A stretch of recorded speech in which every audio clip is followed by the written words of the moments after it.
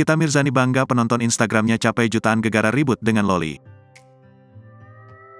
Nikita Mirzani menunjukkan jumlah penonton Instastory pada laman Instagram pribadinya usai ribut dengan Loli.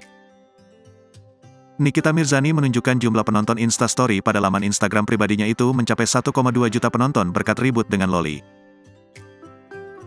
Tak hanya itu, Nikita Mirzani juga mengucapkan terima kasih kepada publik karena menikmati keributannya dengan Loli. Konflik antara Nikita dengan putrinya ini seolah membawa peruntungan bagi dirinya.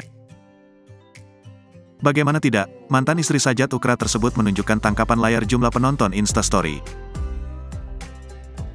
Makasih ya pada demen liatin story aku. Apalagi kalau lagi ribut. Emang kalian semua netizen top markotop.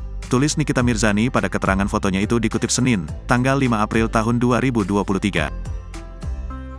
Memang terkenal dengan huru-haranya, lantas postingan Nikita itu menuai hujatan. Tak sedikit yang mengatakan ia mencari uang dengan membongkar aib anaknya sendiri.